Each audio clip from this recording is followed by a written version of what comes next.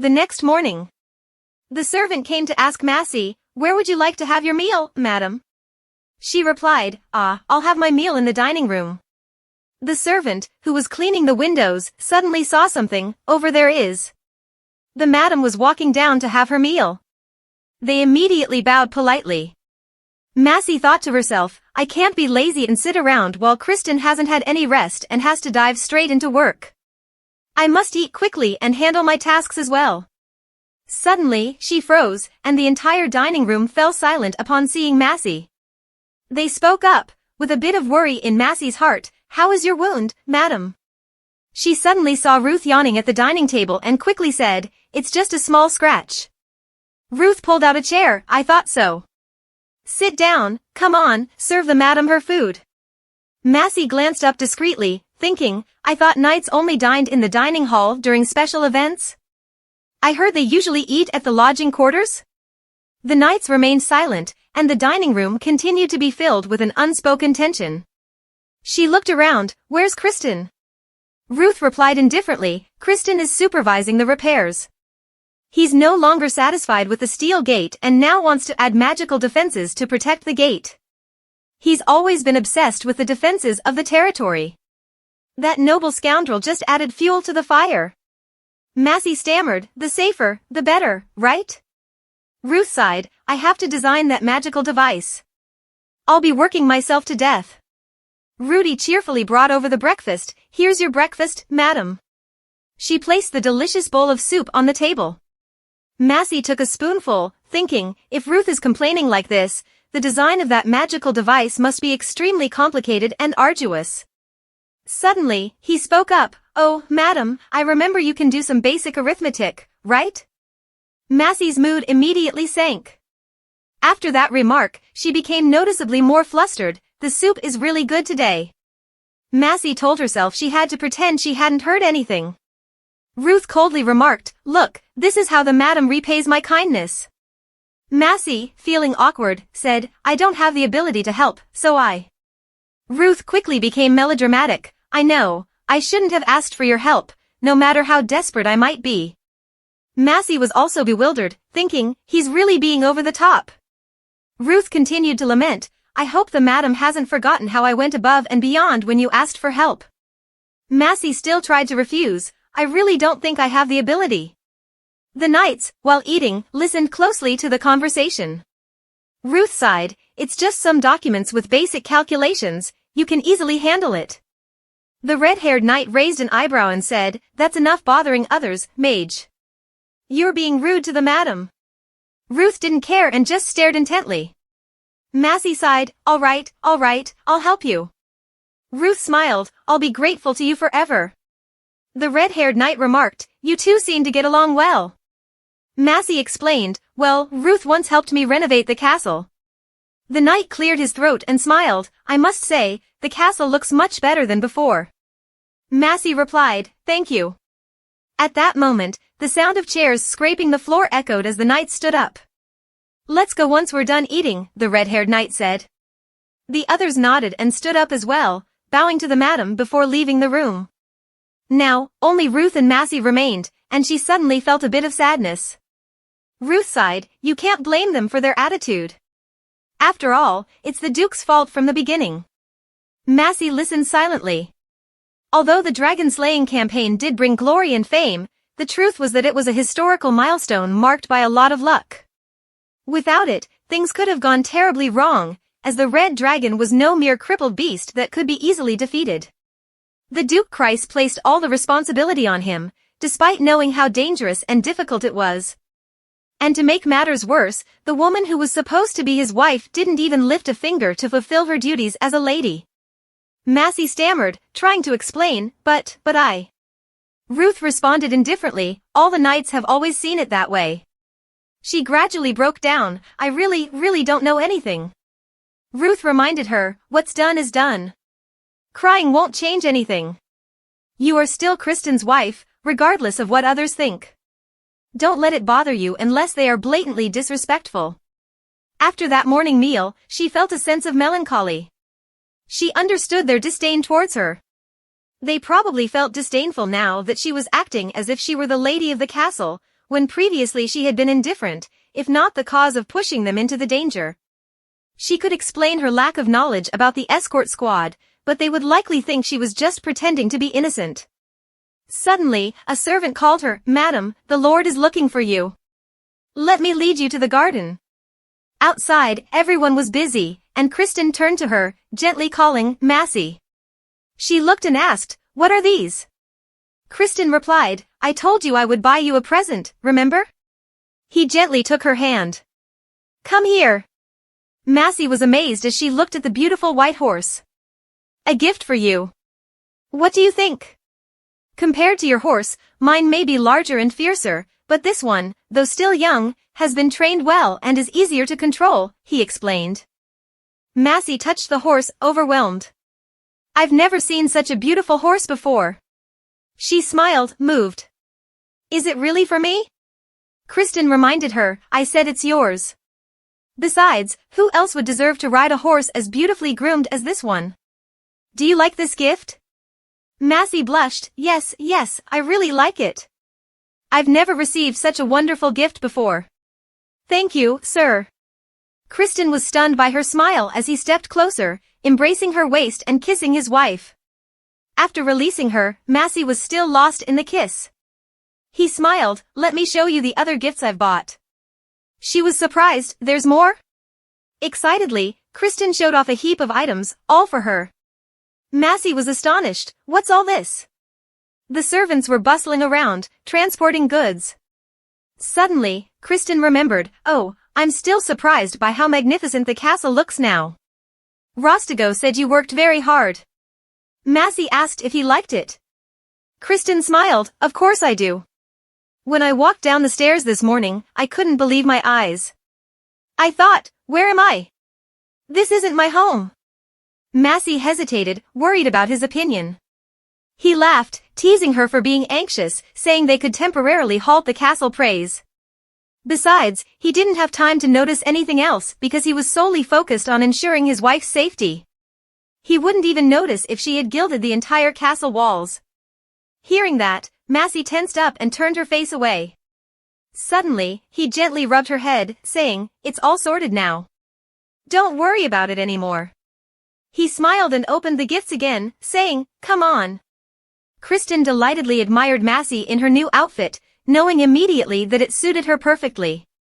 Massey hesitated, feeling overwhelmed with gratitude towards him. She couldn't help but tightly squeeze her hand, thinking to herself that she felt like a princess. Kristen stroked her hair, "Why, don't you like it?" Massey explained, No, everything is beautiful. You must be very busy. How did you find time to go shopping for me?" He said it was his fault that she had to leave all her belongings at Christ Castle, so he naturally had to take the time to shop and make it up to her. She was taken aback. "I didn't realize you were so thoughtful." "Thank you, everything is so lovely." Kristen glanced at the servant, "I have brought more gifts." Massey pressed her lips tightly together, feeling tense. Every time Kristen treated her like a princess, she couldn't help but feel like a fraud. But it wasn't like she was lying to him either. He was the only one who genuinely believed that she deserved all these gifts. Suddenly, he called Massey, making her heart skip a beat. "Now I have to go check on the prisoners.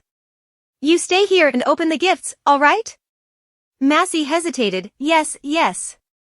"Thank you for the gifts, Kristen." He smiled, "I'll see you later at dinner." Massey watched as the Lord walked away. Rudy bowed, "Would you like to continue opening the rest of the gifts, madam?" Massey replied, "We should go back and address the important matters first. Let's temporarily set aside the gifts, I'll open them later." Rudy nodded, "I understand, madam." A while later, she went to the kitchen and asked, "Are we drying meat?" The servant explained, "Yes, because the knights have returned, we need to prepare double the usual amount of rations. The weather is still warm, so we need to take advantage of it as soon as possible." Massey wondered how long it usually took to dry meat. Rudy smiled, "This year, with more people participating, I think we'll prepare in advance before the weather turns cold." Massey sighed in relief, thinking to herself that even if they had enough food stocked up, they might not be ready for winter clothes. She told the servant, "I'll ask Abaddon if he can find more help for us," then turned to Redigo. At that moment, Yuliso ran in, "Madam." He looked down from above. "I've heard the news. Are you okay? Have the enemies done something?" He sounded worried. Gasso quickly reminded him to calm down, saying, "You're making the lady uncomfortable, Yuliso." Yuliso sighed, "I've never felt so frustrated before, just being a servant like this. If only I were a knight, then I could." Massey waved her hand, "Thank you for your concern, but I'm really fine." Lord Kristen was there too. Yuliso smiled, "Yes, I've heard the story. I knew about those swines right away when Lord Kristen showed up. Of course, that's how it should be. Those cowardly rats wouldn't stand a chance against Lord Kristen." Massey awkwardly changed the subject, "So, why did you all come into the kitchen?" Yuliso scratched his head, "Well, the smell of the meat was too tempting, so we sneaked out of training and came here." The soldiers behind him muttered curses under their breath. "He's really honest with his big mouth." Massey smiled as everyone was preparing sausages. She said to the head chef, "Can you prepare a plate for them?" The chef confidently exclaimed, "I'll have it ready in no time, madam." Just a few minutes later, a plate of hot sausages was taken out of the oven. The soldiers gazed at the delicious meat in awe. Massey felt warmed by the scene and said to Rudy, "Let's go check the horse stables." Rudy opened the door, "Yes, madam." Before long, the day was almost over. While Massey was jotting down notes, someone spoke up, "Madam, Lord Kristen sends word that he will be dining outside, so you can go ahead and eat first. Would you like to visit the dining hall?" Massey looked out the window. "It's already dark?" She stood up, "I'll eat in my room then." Rudy nodded, "Yes, madam." She went to the fireplace and sat down on the floor in front of it. "What a busy day," she thought. "But at least I don't feel as invisible as I did at Christ Castle. I'm truly happy here." However, she grew pensive. "Do I really deserve this kindness?"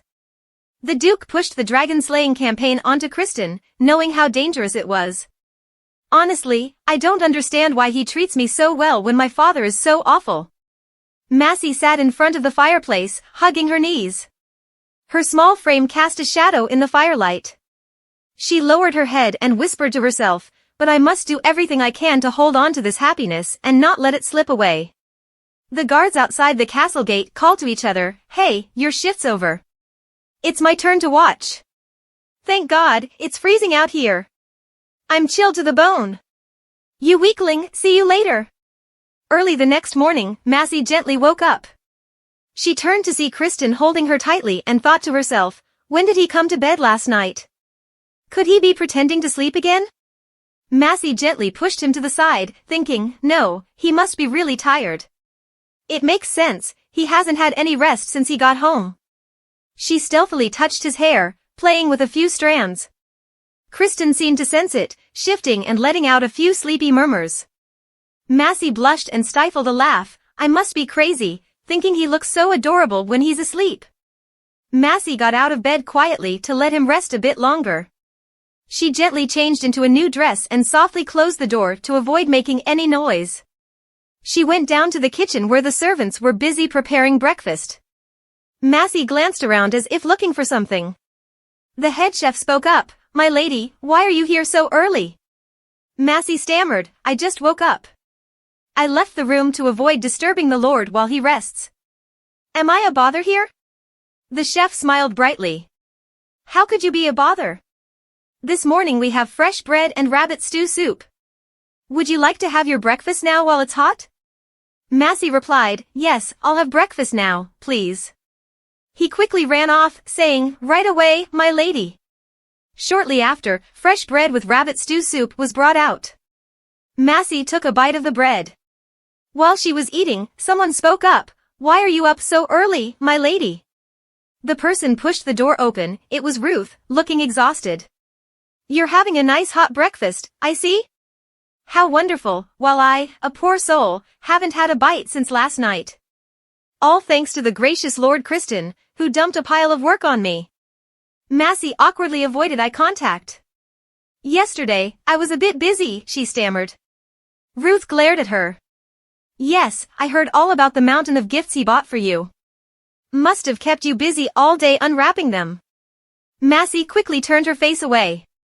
No, it wasn't like that. There are important matters of the castle I had to oversee. Ruth stood firm. I understand you have many responsibilities, but fortifying the castle's defenses must take priority, especially since you're the only one capable of it. Massey hesitated. I understand, but preparing for the upcoming winter is equally important. I'll assist you as soon as I finish my tasks. Ruth smirked. The safety of the Anatole people is my husband's top priority and concern. Furthermore, your help in completing the defenses quickly will give him peace of mind sooner. Massey brightened. Really? He nodded. Of course, Mrs. Ruth. Massey agreed. All right, I'll do my best to assist you, Ruth. Not long after, they arrived at the library. Massey looked around at the disorder and was genuinely surprised. Wait, wasn't this your watchtower? Why are you working here? Ruth said casually while eating. There wasn't enough space, and Kristen declared that I'd lose the tower if I didn't finish my task this week. Massey was speechless. How could such a massive watchtower not have enough space for you? Ruth placed something on the table. What I need help with is quite simple, Mrs. Massey. In general, all you need to do is redraw those maps with these tools. Have a seat, and I'll explain how to use them later. If you have a good grasp of arithmetic, it'll be a breeze. Those scrolls over there are the blueprints for designing magical tools. Massey was taken aback, looking at the sheer amount of work. I guess these magical tools must be enormous? Ruth explained, the sizes vary, but the ones we're designing are about the size of a pumpkin. Most of them are ancient scripts, like worm runes, embedded into the tools. We'll carefully layer these intricate ancient scripts into the magically reinforced tools. Massey looked at the stack of ancient scrolls, letting out a curious awe. Ruth continued, explaining that these were tools designed to amplify the mana in the vicinity by 10-fold or even 100-fold, a type of magic often used by regular wizards. A Grand Mage is someone who understands arithmetic to maximize the efficiency of mana usage. Massey reconsidered, recalling that many wizards could perform magic without needing such tools, even you had used magic without the need for these devices. Ruth shrugged, explaining that casting magic without tools required extensive knowledge of incantations and mastery of ancient languages. It took a lot of practice to become proficient, and even then, only simple spells could be cast without tools. Advanced spells required much more time and effort. Massey sighed, feeling like there was no other option but to design magical tools. Ruth nodded in agreement. Massey examined a design sheet closely, pondering whether anyone could perform magic if they knew how to write ancient languages. Ruth crossed her arms, explaining that simply knowing how to draw dragons or phoenixes wouldn't suffice. Magic wasn't as simple as creating something out of nothing. Magic was something one had to learn to control, so knowing ancient languages wouldn't help if one didn't possess magic themselves. Massey expressed her surprise, recalling instances where ordinary people had used magic before. Ruth then presented a book containing magical stones, explaining that these stones contained a certain amount of magic. She handed one of the stones to Massey, suggesting that placing them into magical tools would enable ordinary people to control magic to some extent, but their function was basic, serving as a source of energy, no more. Holding the stone in her hand, Massey felt a rush of excitement. It was as if she had just glimpsed a whole new world opening up before her. Ruth immediately clapped her hands together and said, "Now that your curiosity has been satisfied, let's get started, shall we? If we don't hurry, I could lose the entire tower." She then directed Massey, who furrowed her brow, trying to understand everything he had just explained. Carefully, she held the pen and sketched again for accuracy. Ruth looked at the drawing approvingly. "You did even better than I thought, madam. It's nearly perfect." Massey still seemed bewildered. "Could someone like me really do this?" Ruth replied, "Exactly. I mean, you exceeded my expectations." Massey felt a glimmer of hope. "At least I can help with something." Suddenly, a loud noise interrupted them, and a man stood there, his voice stern. "I heard you've been here since early morning. Explain what you two are doing here." Kristen looked around, noticing the messy clutter. "And what's all this mess?" Ruth spoke up, "Can't you see? We're diligently working on the magical tools as you requested. Kristen's voice grew stern. Are you trying to get back at me by making my wife work? Ruth retorted, I enlisted the help of the lady when you were having trouble sleeping and eating, didn't I? She's the only one in this castle who can read the manuals and do math. I wouldn't dare ask any of you knights for help. Kristen stared at her intently. So you're relying on the lady of the territory? Massey pulled Ruth's sleeve and said, Kristen, I don't mind at all. This isn't difficult, and more importantly, it's for Anatole's service. I don't want this place to be threatened again. Kristen softened his tone. There's no need for that. It's never been like that, and you shouldn't put yourself in danger like this. Ruth raised an eyebrow. Where do you find danger in this? Are you afraid that a goose feather pen will fatally stab the lady? Kristen glared furiously. You touch anywhere, and that place will explode. Why are you working in the library without going to the tower first? What if you cause a fire? Ruth casually responded, I'm designing magical tools to protect the fortress. If they explode, I'll be glad. The only awful thing is that suddenly the library becomes too sturdy. Massey interjected timidly, Sir, please don't be angry. Ruth said it's safe. Kristen turned back to look at his petite wife, not angry. I'm just worried about you. It's okay if you have to help him, but don't overexert yourself. Ruth became furious, so in your eyes, I'm just some sort of awful person, huh? Kristen immediately embraced Massey, I only know you're like a slow-burning firecracker. Let's call it a day. Now, if you don't mind, let's go and welcome my wife back, shall we? Ruth exclaimed as she realized he was going out without wearing his armor. Kristen glanced at her and replied, Today, I'm taking a break. Even warriors need a day off from time to time. Then Kristen ushered Massey out, closing the door behind them with a thud. He tightly held his wife's hand, You must dress warmly before going outside, it's very cold today. Massey asked in surprise, Where are we going? He smiled, Now that you have your own horse, before the weather gets colder, we should let it out to play freely. I know a beautiful place. She looked at him, worried. You're not tired, are you? Massey suggested, I think you should rest on the bed for a while, Kristen. He leaned closer and whispered, I'm not an old man needing to climb onto the bed to rest, am I, Massey? He suddenly turned to look at her, raising an eyebrow. But if you keep insisting on resting on the bed, then... In an instant, Massey understood what he meant, her face flushing red. She quickly averted her gaze, feeling embarrassed. He chuckled and gently stroked her head before planting a soft kiss on her forehead. Quite tempting, isn't it? But today, let's go out and have some fun, shall we? I want to leisurely ride our horses across our domain with you. A few minutes later, they arrived at the stable together. Kristen rubbed his large horse's back. You remember this guy, right? His name is Tilo, a perfect lad except for his temper. Massey asked, Do you like horses, sir? He chuckled, Oh, yes. Ever since I was young, I've wished for one. Tilo has always been the best I've ever owned. Massey glanced at them, impressed.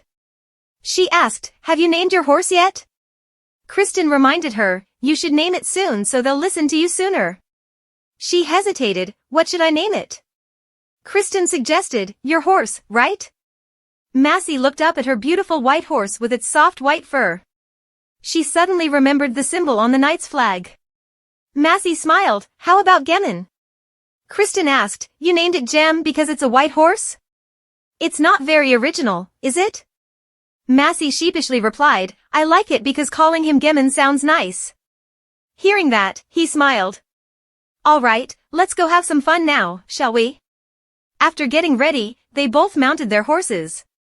Kristen remarked that she didn't seem too eager about riding. Massey admitted, I don't ride horses regularly. It's not necessary. Besides, I've never left Christ Castle. Kristen replied, I've heard many rumors about you. People say the eldest daughter of the Duke avoids the world because she's delicate and fragile. Massey was astonished. I had no idea people thought of me like that. Kristen's expression turned serious. Duke Chryse is one of the most powerful men in the Western continent. So it's natural for people to be curious about his daughter. Moreover, unlike your sister, you have never appeared in public. That's why people are even more curious. He continued, I heard there was a knight so curious that he sneaked into Christ's castle just to catch a glimpse of you. Massey tightened her grip on the reins, unsure of what he expected upon hearing those rumors. She hesitantly replied, he must have been disappointed, I suppose? Kristen looked puzzled. Why would he be? Massey paused, her expression faltering, because he went through so much trouble just to see an ordinary woman.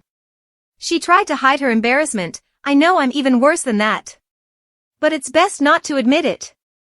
Kristen looked at her tenderly. I don't think so. I find you very attractive. Massey was taken aback. Thank you for the compliment. He suddenly bent down closer to her, moving even closer, his imposing Anatolian warlord shadow looming over her. He gently embraced her and said, if those rumors weren't true, how could I be so captivated by you? You know what I think and say is true. I just speak the truth. He whispered into Massey's ear, did I let you rest for just one night and you've already forgotten? He teased, suddenly feeling like you're riding the wrong horse, huh? Now, do you want to race back to the castle with me? Massey shook her head. Kristen smiled at her, what a pity. Hurry up. Let's go.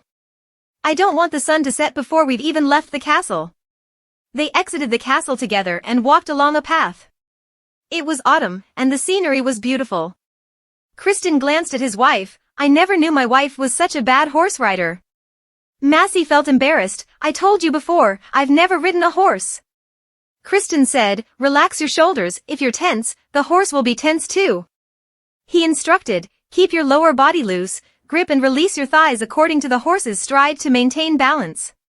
Kristen smirked suddenly, like when you were riding me.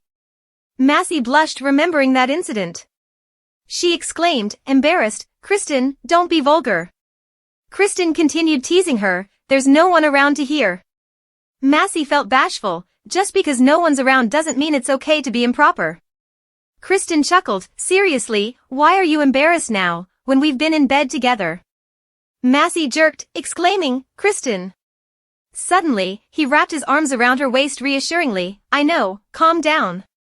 Then he kissed her forehead, and Massey couldn't contain her emotions, her face flushed red like a ripe tomato, her whole body feeling hot and unsteady.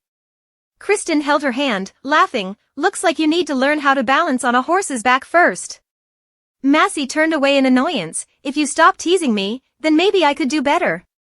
He smiled and looked at her, all right, let's see how tough you are. With that, Kristen spurred his horse and took off, leaving Massey staring after him in surprise. She quickly urged her own horse to chase after him. Glancing over at him, she thought to herself, he may talk tough, but he's still controlling the speed so I can keep up. He asked, even though you don't like riding horses, you still love animals, don't you? Massey was taken aback, how do you know, sir? Kristen recounted, when I visited Castle Christ before, I saw you in the garden. You were holding a cat in your lap, stroking it gently. Just hearing its purring was enough to tell how much you adored it. The scene was so serene, it etched into my memory. The knight of that day could only marvel at the sight of the beautiful Lady Maximilian. As the horses continued to trot along the path, Massey replied hesitantly, maybe it's because the cat is kept in the kitchen to catch mice. But since it rarely catches any, it often goes hungry, so I secretly feed it. Kristen said, I wish I could trade places with that cat lounging on your lap, then I could put on all sorts of adorable poses. He suddenly pulled the reins of the horse and broke a branch blocking the path, then asked, Massey, is there anything else you like? I've asked before, but everything about you seems to be veiled behind a curtain. He looked at her questioningly, you rarely speak about yourself. I find it puzzling. Why is it difficult for you to share your own stories? Massey, feeling uneasy, replied, does he truly not know? She hesitated, I've never talked much about myself because there's really nothing important to say. And you hasn't asked either. Kristen hesitated for a moment, then said, all right, now it's your turn. Tell me what you like, what you dislike, and even what's on your mind. Massey froze upon hearing his question, and she bowed her head. Kristen, you didn't talk much about yourself either, she murmured. He sighed, at least I'm quicker to open up than you. But all right, as a knight, I should embody the spirit of a knight, shouldn't I? I like horses, wine, and greasy food. Actually, I like anything that fills my belly and pleases my taste buds. What else? Treasures, honor, rare weapons, I like those too, just like any other man. Massey nodded hesitantly, asking, so, what about the things you dislike, Kristen? His face tightened at the thought and said, deceitful individuals and useless people. Those two sentences hit Massey's heart immediately. Those two sentences immediately struck a chord with Massey's darkened heart. Kristen recounted, I've encountered plenty of arrogant individuals without an ounce of value, and there are also those who deceive. Just looking at them makes me sick. He glanced over and said, now it's your turn. Massey hesitated, I like the same things everyone likes. Kristen didn't accept the vague answer, what things? Tell me in more detail. Massey stammered, I already told you, I like animal as dogs, cats, horses. I also like chicks and baby rabbits. He continued to ask, what else? She added, I also like reading. When I was at Christ Castle, I often went to the library. Kristen noted, the steward mentioned you spend the whole day in the Anatole library too. She nodded, yes, the castle has so many rare books, although most of the time, the library is taken over by Ruth, who falls asleep on the books instead of his bed. Kristen suggested, should I kick him out of the library? Massey worriedly replied, if you do that, he'll chase me to the death. He stared at her, you seem close to him, don't you? Massey hastily explained, it's because when I was redecorating the castle, he gave me a lot of advice. Ruth is hot-tempered and grumpy, but he's really kind. He laughed, true, he is grumpy and talks a lot, but he's an honest guy. So, what do you dislike? You have to be clear to be fair. Massey tightened her reins, pursing her lips in thought. The thing I hate the most, she murmured, is myself. Kristen froze at her words. Massey continued bitterly, I hate myself. He widened his eyes in surprise as he looked at her. Massey quickly rode ahead, and they arrived at a golden meadow. Massey followed behind him. After a moment of deep thought, Kristen pulled the reins and stopped his horse. Let's take a break here, shall we? He suggested. Massey was breathing heavily, sweat streaming down her face after the long ride. He wrapped his arm around her waist and said, breathe deeply and slowly. I can hear your heart pounding in your chest. She stammered, when you lifted me up, it was like a little drum was beating inside my chest. Kristen smiled at her excuse and kissed her eyes. You have so many adorable excuses. They sat together under a tree. Massey looked up at the deep blue sky, marveling, this place is so beautiful. Kristen said, spring looks much more vibrant. At that time, wildflowers bloom all over the meadow. Massey pondered and imagined, spring in Anatole? He spread his cloak wide, come closer to me. It feels a bit chilly. She immediately snuggled up to her husband. He smiled, where did that shy girl from earlier go? Then he rummaged in his pocket and pulled out a bottle, I brought some wine. She took the bottle and drank a sip. Kristen looked at her with deep affection, saying, let me have some too. Then he took the bottle from Massey and gulped down a large sip. Massey watched him drink the wine with delight. He suddenly asked, why do you hate yourself? She thought to herself, hoping he wouldn't press further, I'm hoping he won't question this. She asked, haven't you ever hated yourself? He hesitated, of course, countless times, but not so much that it becomes the first thing I say when someone asks. Then he kissed her forehead. Massey stammered, there's nothing to hate about you. How could anyone hate you? He laughed, you think so? She exclaimed, I bet you know that better than anyone. Kristen looked at her skeptically, but I'm not so sure. Tell me more specifically. Massey felt a bit shy, well, you are very strong, the mightiest knight in the 7 kingdoms, tall, and intelligent too. Kristen glanced at the horses in the field and casually asked, intelligent, huh? That's the first time I've been complimented on that. Usually, I'm just called a slow, dumb brute. Massey said, if that's true, then why do so many people respect you? He thought for a moment and said, maybe you're right. Anything else? She shyly continued listing her husband's virtues, you are also very righteous, a skilled and brave leader, and... Massey suddenly paused and sneaked a glance at him. With his chiseled features illuminated by the sunlight, she quietly added, "You are extremely handsome." Kristen was taken aback. "Do you think I'm handsome?"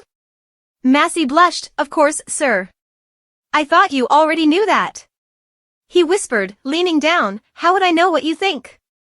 She hesitated. "I have eyes too, Kristen.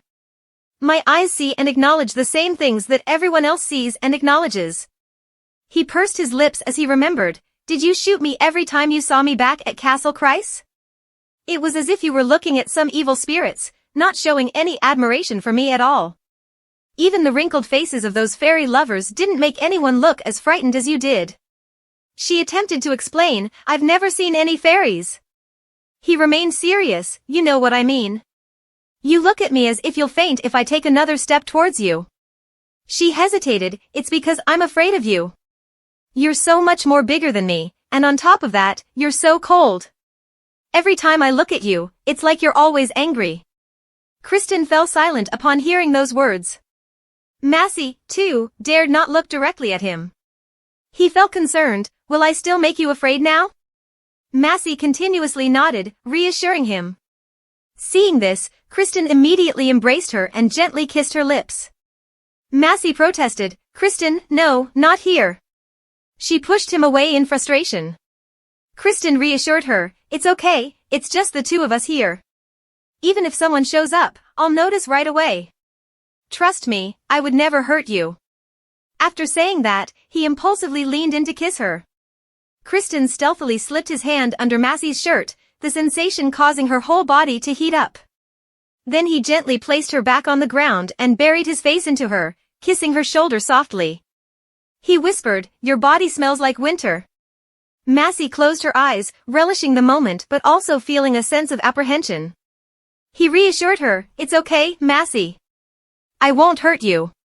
He leaned in closer, determined, "Never." Massey drifted in her thoughts, thinking, "And he carries the scent of a brisk winter wind, sweeping swiftly. That fragrance envelopes me, and I wonder, has he ever hurt me? Then why do I always feel afraid of him? And I even have no answer."